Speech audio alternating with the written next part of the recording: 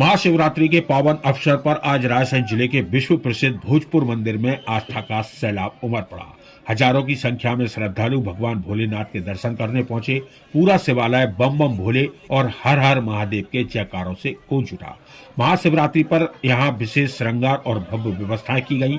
दरअसल रायसेन जिले के भोजपुर में आज महाशिवरात्रि के अवसर पर भक्तों का विशाल मेला लगा रहा। विश्व के सबसे बड़े शिवलिंगों में शामिल यहां स्थापित 21 फीट ऊंचे शिवलिंग के दर्शन के लिए श्रद्धालुओं का सैलाब उमड़ पड़ा।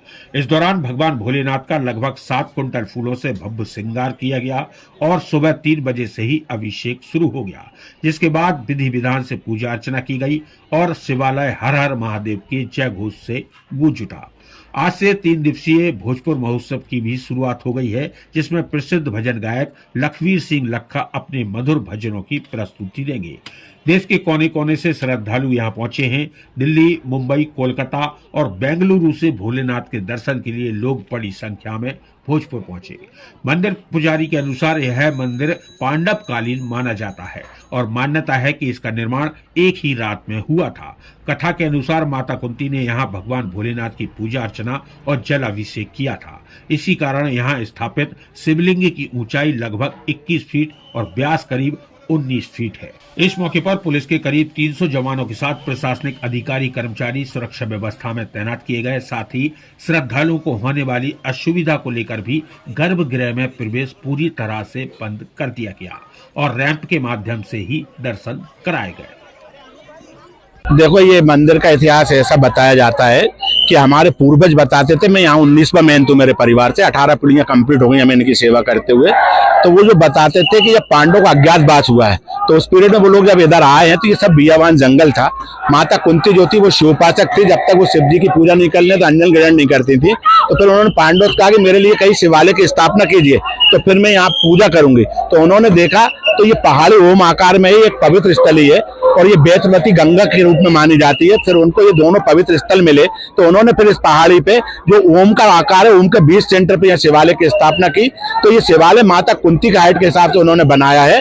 माता कुंती का हाइट 25 फुट लंबी थी और शिवालय 21.5 फुट लंबे बनाए हैं, जिसपे माता कुंती नीचे से खड़े होकर शिव को अभिषेक और पूजा करा करती थी।